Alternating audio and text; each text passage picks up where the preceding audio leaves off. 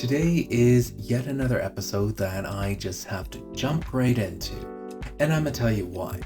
As you may have already recognized, we are not indeed on the downtown peninsula of my SimCity world. In fact, I have switched up the setting entirely, and yes, if you haven't already guessed it, we are in the mansion neighborhood of Pleasantview. And if you haven't guessed by the title already, today's episode is going to be all about constructing our very first mansion for the SimCity world that I've created. So let's just kind of get right into it. Now, for those of you just joining me and new to my channel, my name is Michael and I want to welcome you to Sovereign Gaming in Life Sims, the YouTube channel where I build worlds, lots, and share my thoughts on video games in the life simulation gaming space. And yes, today we are doing something completely different from all of the urban building that I have been doing. And to be quite honest with you, I am a little, yeah, if I'm going to be honest with you guys, I'm not too sure how committed I am to staying in Pleasantview because this build honestly took me so long. And I think that part of the problem was just that I had two really long and huge builds back to back since the last episode that I would have published on my channel would have been the library episode, and that was a huge build in of itself. It's really these 64 by 64 lots that are kind of just just kind of straining me, I suppose, in a way, in a weird way. Like, I still enjoyed this immensely for this kind of a build. And so that's why I'm not going to promise to stay in Pleasantview, but I just kind of needed the change of scenery just to get myself out of the city so that I can come back fresh and new, like when I go back to build within the city itself. So yeah, that's kind of the reason why I decided to go out of the city and to dive into the Pleasantview neighborhood to do a build that is completely different from what I normally do. And plus, I actually just wanted to see for myself, like, if I was able to pull off a mansion build in of itself. And I honestly think that I pull it off pretty well here, but I'll let you guys be the judge of that, of course.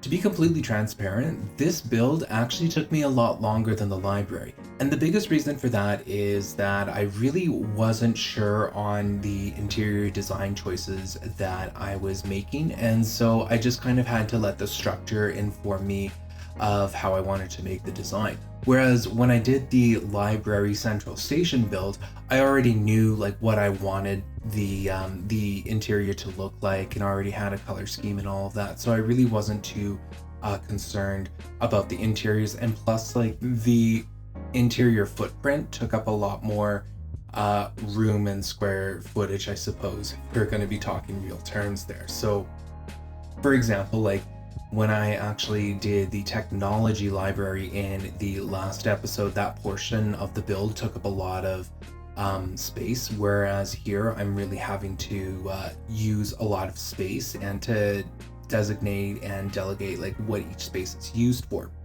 If you are noticing that we are going super fast in this, that is absolutely correct in terms of that observation. I had to really speed up this build because otherwise we would have been sitting here for hours, and I really don't like the idea of having a speed build last for more than an hour, if I'm going to be completely honest with you. Like, I think that's enough time for people to spend with me just kind of watching this build come about and all of that. So that's why you're going to be seeing a lot of things go super fast and all of that, and it's just really why I am putting out this episode the way that I am, is just so that I'm not taking up too much of your time in terms of watching it and all that. Now, if you're concerned that you're not getting like the right angles, or if you're not just kind of seeing the right process, you do see the end results at the end of this video. I do a substantial tour where I have taken a lot of pictures of all the finished products. So what are we building today? Why this mansion? Well, today I am building the Crumplebottom Chateau. And the reason why I decided to choose the Crumplebottoms is because when I was designing the Pleasantview neighborhood, as voted by you guys in terms of the name, so again, thank you for that vote. I really do appreciate that. And when I was building out this neighborhood, I had designated 4 lots at the top of the hillside to be delegated for the founding families of Sin City. In this case, I am taking some liberties with the lore, and so the creative liberties that I have taken involve designating that the 4 founding families were the Crumplebottoms, the Goths, the Landgrabs, and the Altos. So this mansion here is really this mansion build is really dedicated and delegated to the Crumplebottom founding family. And so the inspiration that I specifically took for this is because even though, like in Old Town, I did a penthouse that would have been something owned by the Crumplebottoms back in the day, I figured that, you know, as their generation grew with the city, they would have probably purchased more land and wanted to build a mansion of their dreams in the hillside while also financing their penthouse apartment suite. Now, I don't know anybody in real life that has that kind of money, but in this case, the Crumplebottoms do, and because I have taken the creative liberties, I am doing just that. So, this one was dedicated to the Crumplebottoms, and how that really informed the style choices that I made here is that I really wanted it to be sort of like a Victorian style home. However, Victorian style homes are a little smaller in terms of their footprint, so I really kind of wanted like a nice marriage between like something that was more inspired by Victorian homes and also like combining it with the idea that it would also be like one of those McMansions. And now, like, what separates a mansion from a McMansion is that, like, one of those McMansions, it's like a slang term for really large homes that are not symmetrical, essentially. And so I really kind of wanted to bring that into here. I'm not someone that dislikes the McMansion style. In fact, it's a style that I actually do enjoy when it's designed properly and all that, of course, when it's designed in good taste. And that's really what I was trying to do here, is I was trying to choose a design that would have been something done in good taste. And I'll even just drop the photo that I used as inspiration for the design of the Crumplebottom Chateau. And so, yeah, I really wanted it to have that, to be that combination of old school charm with that modern sense of amenities. So that was really the aim and goal with Crumplebottom Chateau here. And I feel like I achieved it at the end of this. I'm actually very proud of this mansion. I mean, I know it's kind of news that I'm actually proud of one of my works here, as I'm always like editing myself and all that stuff. But yeah, this was something that I was very proud of when I actually finished the build. And, you know, I'm really glad that I did it. It took me forever. And yeah, like I mentioned before, this build actually took me longer to do than the library build. And a lot of it was just me delegating different kinds of land uses and different kinds of room uses as well, because the library was a lot more straightforward to me, whereas the Crumplebottom Chateau was something that I had to kind of figure out as I went here. And that includes the construction of the guest house done later on. Like, that was something I did in the middle of this episode that I wasn't expecting to do.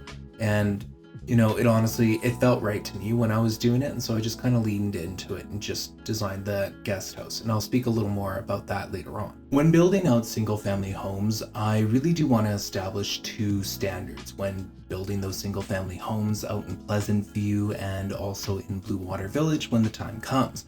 And those standards are that I want single family homes on a foundation, and I also want them to have basements.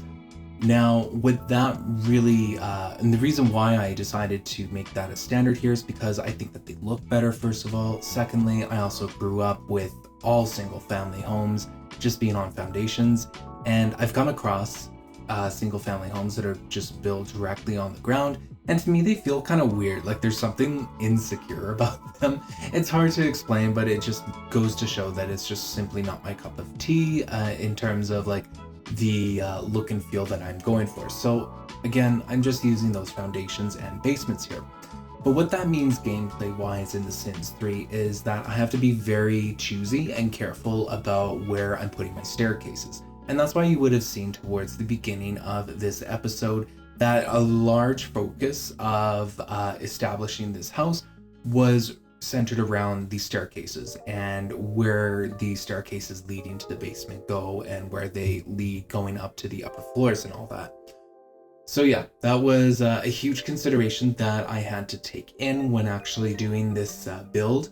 And it's something that I will have to continue to do with single family homes that are on a foundation and have a basement. It's just the way that the game mechanics work, because if you try to get a staircase to lead up into the ground, it won't actually, work properly. Like it will always recognize the foundation as an object that's blocking the stairs from the basement upwards. So what you really have to do is you have to not close the foundation, because it'll still recognize it as such. It's kind of complicated, but in the beginning of the episode, you would have really seen me make sure not to close the foundation off in terms of the shape of the house. And yeah, so that was something that I had to contend with. And because I sort of had an idea as to how I wanted the staircases to look and where I wanted them located in the house, I didn't have to undo any of my work or anything of the sort. And that's kind of something that I would suggest to players as well, is that if you are looking to add a basement in a house that has a foundation, not to close off your house's shape with a foundation, and just to kind of leave that open until you've established your staircases.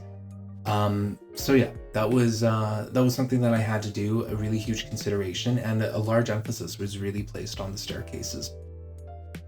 Another thing that I've never done before that I tried in this build, and something that I feel I succeeded at, was those L-shaped staircases created by those cheats. You can get L-shaped stairs with the granny, like the one that came with, it's a Sims 3 store set, and it came with the water wheel as well as the granny cannery station that I use in the spice kitchens. By the way, one of those do make an appearance here. But you also get L-shaped staircases, and I really hate the look of those.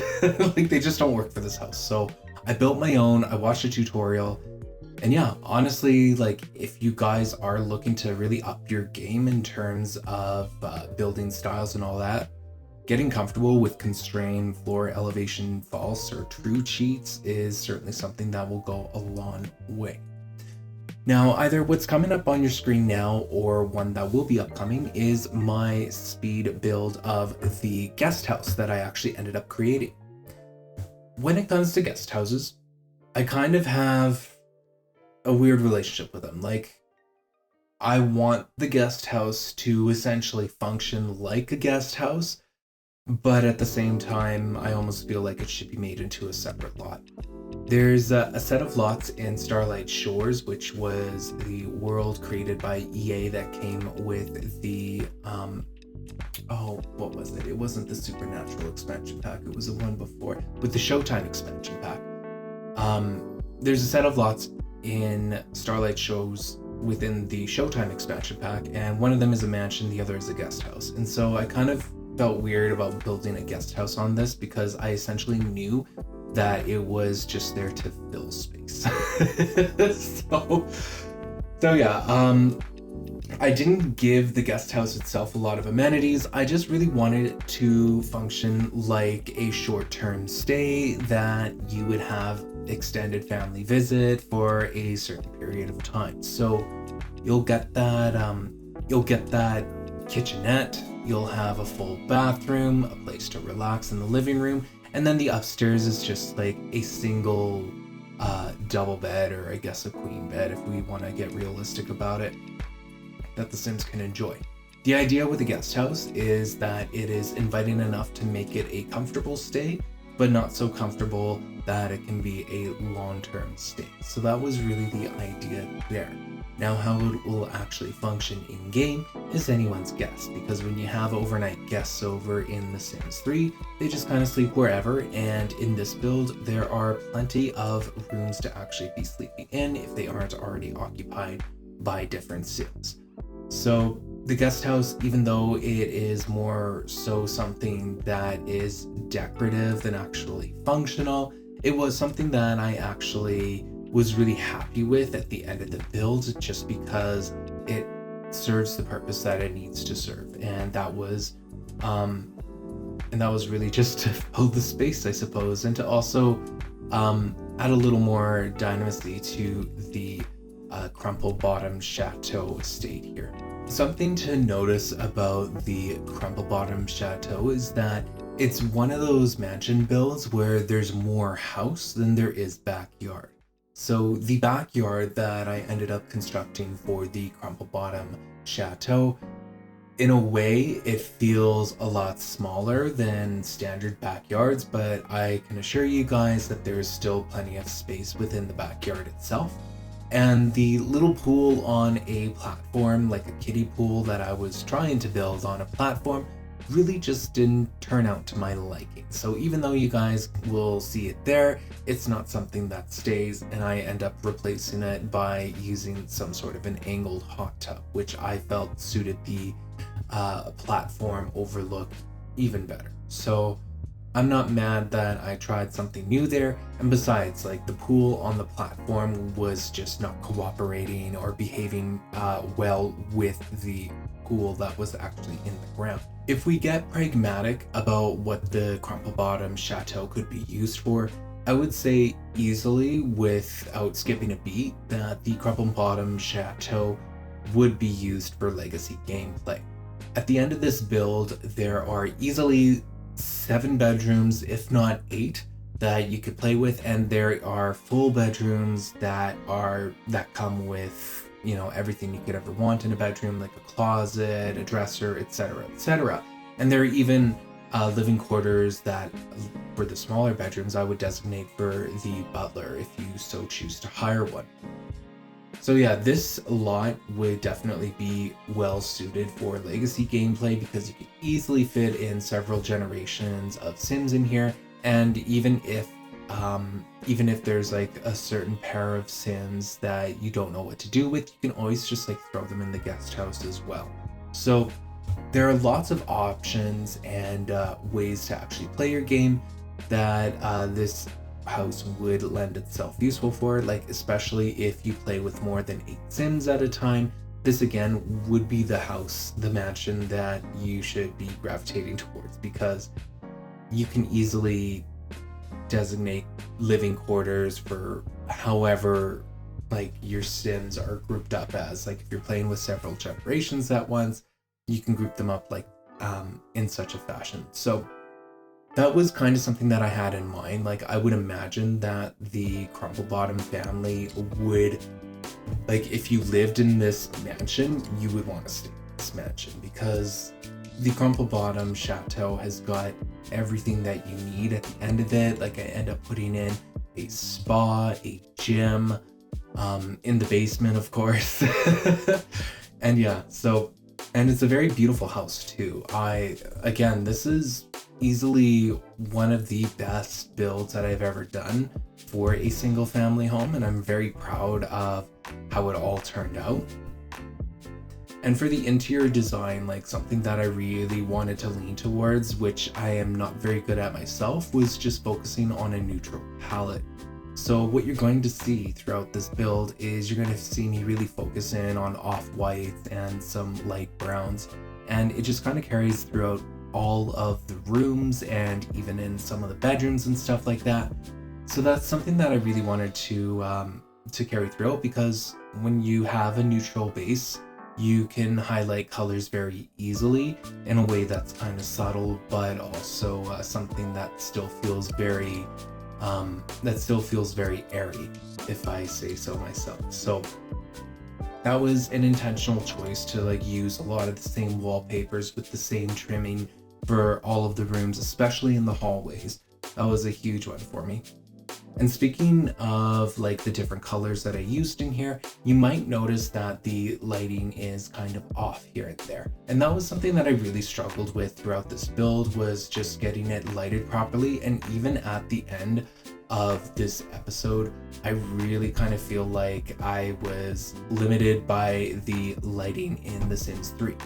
Now, my options that I have chosen for The Sims 3 in terms of the lighting are either the max or the second maxed out. So it's not like I had low quality settings of lighting. while playing this game and while filming or taking the screenshots. But yeah, that was something that I really felt kind of acted against me in terms of showing off the beauty of this home, because I really do feel like this home is absolutely stunning, even on the interiors, with the neutral palette that I had decided to take. And it's just a shame that the lighting of the game just really doesn't highlight the splendor or the beauty of it. And that's kind of where The Sims 4 does a lot of great things, is that it's a very beautiful game. Whereas The Sims 3, you know, there's still a lot that needs to be worked on to get its aesthetic to look great. And there are even mods out there that change the aesthetic of your game, even down to the UI menus. And even though, like, I'm not a huge mod downloader myself, that might be something I consider doing if I ever finish the build out of the Sim City custom world that I've done. So who knows, maybe I'll come back and do some screenshots after I've got some mod, like lighting mods installed and all that. Speaking of custom content, you're gonna notice the chandelier is back from the library episode that I had filmed.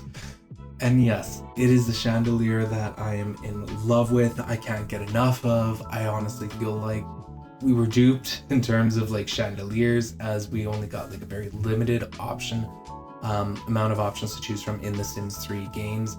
And also even searching for chandeliers as custom content online, at least in my experience, are kind of hard to find. So the chandelier makes a return, and I'm not ashamed of it. I'll drop that link in the description box below if you wanted to check it out and go for it and download it for yourself. But yeah, when I export this world, I will be exporting it with the chandelier, but it'll just get replaced by a light of some sort when you download it, and that would really be the only custom object that I have attached to this lot. So that'll be something for you guys to consider if you do decide to download it. Speaking of which, I'm not uploading this until after sometime after the SimCity 1.02 version world file has been published and all that, so be sure to look out on my channel for the trailer drop for that download. You know, I plan to export the SimCity world with empty lots, where you guys can just download these lots separately and install them into your game if you feel compelled to do so. And so yeah, that's the plan with this lot as well, is that I will be uploading it sometime after the SimCity world is exported and available for public download. Another observation that I just kind of want to share with you guys is that The Sims 3 really doesn't do clutter objects very well. Like, it doesn't all match it, and all kind of feels a little broken here and there. Like, when I was doing those shelves, like just along the bookcase, it was very hard for me to really like or find objects that I thought suited that little neat space. So yeah, that's another thing that The Sims 4 does really well, is they add in a lot of great clutter objects that you can just clutter up a space with, and it looks pretty great. Again, Sims 4 is all about the aesthetics, whereas Sims 3 is definitely more about function, and a lot more function at that. But yeah, even though I was just placing some shelves, placing some objects seemingly randomly, just kind of on there, I felt like it all kind of came together. Now, I did want to talk about the area that connects to the garage. So in this little hallway area, and again, I kind of struggle with hallways here, but I felt that because it was a unique space, it kind of had both of those big windows on either side of it, that I would try to make it like a unique location. And that's why I just kind of put in a ladder there, because I really wanted it to be this like mini library that would lead upstairs to a to like an official study. It is kind of odd that the library is placed within like a seemingly high traffic area, but I figured that just with the layout of the mansion and everything, that I could get away with doing that. And you know, with having that upstairs study just kind of overlook the rest of the library, it still kept true to that airy and neutral feel that I was really going for. And that's something else that I kind of want to mention as well, is that when doing the like the second floor and the third floor, I really made sure to give a lot of space to actually look down and to create those really seemingly large rooms within the area. Within the mansion. And you'll especially see that within the great room of the mansion. And as we start building the upstairs portions, you'll notice that there's less square footage to actually work with as we get to the higher floors there. And that was done absolutely on purpose. And that's because I really wanted those hallways and those walkways to open up and to actually look down onto the lower levels, just to really give it that sense of grandeur. As we move into the kitchen, you'll notice that I am using the exact same counters as I did with the French colonial kitchen back in Old Town in that penthouse build. This is something I totally intended on doing because I really loved that kitchen and I actually used a specific point of reference for it. However, it just kind of didn't turn out the way that I wanted it to in the penthouse, only because there were no windows in the penthouse, and plus, like, I was trying to designate and delegate that there were certain servants areas and certain public areas. Whereas here in a mansion like this, it's very clear that there is no such thing as a servants area and a public area. It's all very intermixed and all of that, and that's just like a reflection of modern times and all of that. So yeah, I went back to the same blue kitchen in terms of the blue countertops, only I took a lot more liberties in using more blacks and like black color themes and like that iron wrought look that I was really trying to go for. So you'll see that in the stove, you'll see that in some of the appliances. So yeah, black, white, blue, and gold were really the colors that I was looking for in this kitchen. And if you thought that this public kitchen was just kind of it, well, let me tell you, you'd be dead wrong. All right, so I am totally building an industrial kitchen and a spice kitchen and also a pantry just to go on to this northern area of the house. It makes this into like a massive eating area, massive kitchen area, because now you technically have 3 kitchens within one home. I did this for the French colonial penthouse back in Old Town, and I wanted to do it again here. Now, if you think that I am going to be doing this for every mansion build going forward, well, you'd also be a little wrong on that as well. I only plan on having like the spice kitchen, industrial kitchen, and public kitchen setup continued on for another mansion, and that would be for the Goth mansion. The way that I see it is that that's something that's a little more old school in terms of like mansions that used to have really large kitchens. I have no research to back this up, so I could be totally wrong on thinking that, but that's just kind of my creative liberty that I'm going to take there, is that just to kind of convey that this house was inspired by older times. It had a 3-in-1 kind of kitchen setup, being the industrial, the spice, and the public kitchens. And I'm really only going to do this again for a future mansion build, which would indeed be the Goth mansion if I haven't mentioned it already, because I am going to be taking older inspirations for that, and that would actually be a mansion that I have a very specific inspiration that I want to take, and it is nothing like I have taken before. So all that is taken into consideration. But yeah, I wanted the industrial and spice kitchen to just kind of match the public kitchen in terms of like color, just in case like people were wandering into different kitchens, at least they would know it's all related in a sense. And the pantry room is purely that, just a decorative pantry room where I thought it would make sense. So I just kind of dropped the one of the country living pantry cupboards, I think it was. It's called a pantry itself, but it's from the country living set. So I just kind of dropped that in, put in a light, called it a day, and just kept it moving, because there's really not much more thought that needs to be put into a pantry, which is just like a closet for food. In this sense, at the very least. But yeah, I was very happy with the way that the kitchen turned out. The oversized island is absolutely beautiful. I'm so glad that I built it the way that I did. The only problem gameplay wise is that your Sims will never leave the kitchen to eat in the dining room, but the oversized island is certainly there, and I enjoy my Sims just kind of eating there anyways, so I will leave it up to the player whether they want to remove those stools or not. So that is something that I will leave up to the player, but it's there if they want to indeed use the island as I intended it, which was to be a breakfast spot. I'm not gonna lie, I did struggle with the basement design quite a lot actually, and it really wasn't until I decided to expand the spa and to drop in the massage table where it all started to come together a little more. Namely, it was due to the fact that I had decided to drop in the movie theater into the basement, and it was just taking up a lot of space, and I wasn't too sure if that was realistic or not.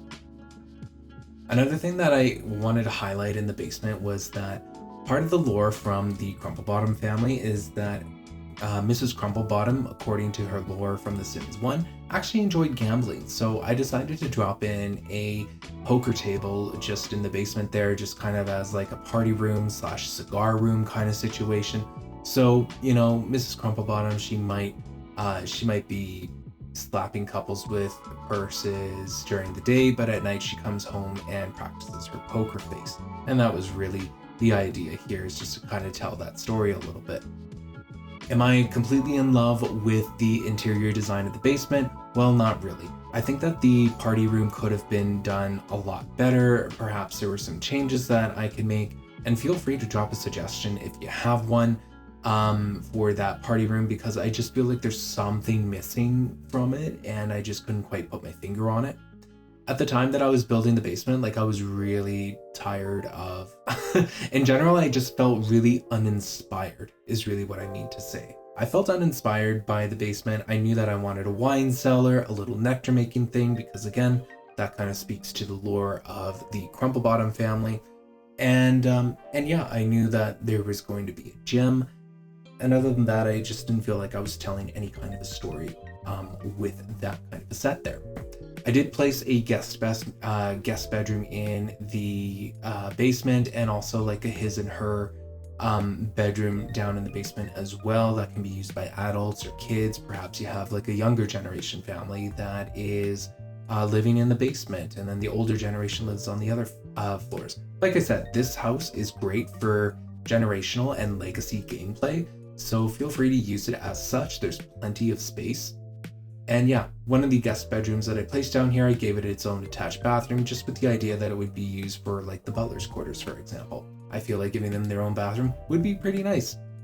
But yeah, as we move on, you'll see that as soon as I finish up the basement here, it is time to move on to the second floor. Now, the second floor I've kind of already done a little bit of in terms of building out the library and study from the room that attached to the garage. But as you'll see on screen, what really is the what's really the highlight here on the second floor is the master bedroom. And it isn't just any kind of master bedroom, it is master bedroom quarters that we are dealing with here.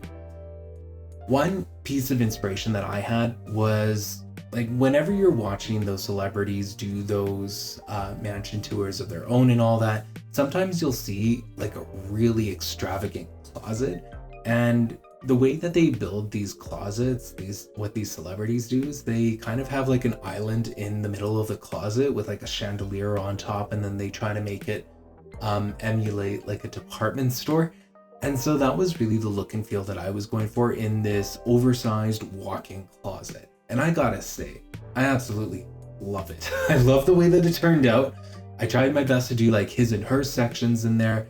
And yeah, I absolutely am in love with the master bedroom quarters here. There's sleeping quarters, and then of course there is the master ensuite bedroom. And yeah, it's just the walk-in closet that just really does it for me. I gotta say, that was really well done. I thank myself, in other words. But yeah, the walk-in closet idea of trying to make it emulate a department store is certainly something that I will do again. and I will do it in future builds. Now, it'll likely be done in a future mansion build as opposed to like a suburban single family home, but it's certainly something that I'm going to do in there. So yeah, very happy with the way that it turned out. As for the master bathroom, I had to play with it a little bit. Throughout this entire build, you would have noticed me do all the bathrooms at once, except for the master bathroom, and that's really because all the other bathrooms really had nothing new to offer in terms of interior design. I think I've mentioned it earlier on in my YouTube videos that bathrooms are just kind of boring to me, so I usually make them all the same so that I can do them all at once and kind of get them out of the way. And that was really the idea here, is that this lot has 5 or 6 bathrooms to it, and I just wanted to kind of get them. As for the master bathroom, actually for all the bathrooms, I played around with the idea of having water closets, so just kind of like a little like a private area to have a toilet in. And so I fit that in wherever I could. I felt it was a little more luxurious. It spoke to the you know, the fact that you have to have money in order to live in this house and in order to afford this house. And with that money came in these private water closets, so you can be private within the bathroom that's already private. It's one of those ridiculous like rich people thing that I was just like, let's just do it if we can where it makes sense. And in the master bathroom, it absolutely made sense there. With all of that said, we are coming up to the end of the episode, and there's honestly like so much more I can talk about for this video. I'm a bit of a chatterbox when it comes to these lot builds that I do, so yeah, I could have gone on and on about this. I did purposely like keep the great room and the hallways pretty spacious. That was something I really wanted to do because I know that when I go to do single family homes in the suburbs, like for middle class homes, in that classic suburban style, that the great rooms and hallways will be a lot narrower and less grand. So this was just an opportunity for me to show that space equaled opulence. What is going to come up next is, as you have noticed, since I finished the Create a World series, I am putting in more speed builds into my channel here. So the second, or like the additional speed build episode, I should say, is certainly something that I'm going to be doing some spot building on. And by that I mean I'm not going to commit myself to one neighborhood. I think I might have mentioned it in the last episode that it would be a good idea too, but when I got to doing this episode, this mansion honestly took me hours and hours and hours. This took me like a good week and a half of like 4 hours each day. So it was a laborious build to actually get this lot built. so yeah, that's a big reason why I want to do some spot building and just not commit to a neighborhood. The other reason is that when I do go to upload the SimCity file, again, it's going to be exported without any lots built. And when I upload the lots that you can download for yourself, I want to make sure that you guys are getting lots that will actually be functional. So, for example, having a school would be very functional, and I can dedicate the time now that I am no longer doing the Create a World series to getting some of those more functional ones done.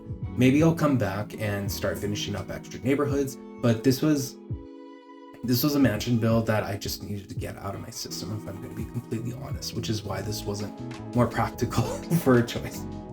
Anyways, I hope you guys enjoyed this episode. I am sure that the tours are already playing. If not, please stick around for them, but I am sure that they are because I have just been chatting up a storm here. Anyways, in the next episode, you can certainly expect another speed build. I believe I actually have the hospital and the stadium up to be built. So that'll be the next speed build episode that I will get out to you guys. And if you look hard in the screenshots towards the end here, you might spot the finished product, because I can't believe I'm admitting this, but I had to go back and do some screenshots for this because it looked so much better in the evening. Anyways, thank you again for watching, and I hope you have yourself a wonderful day.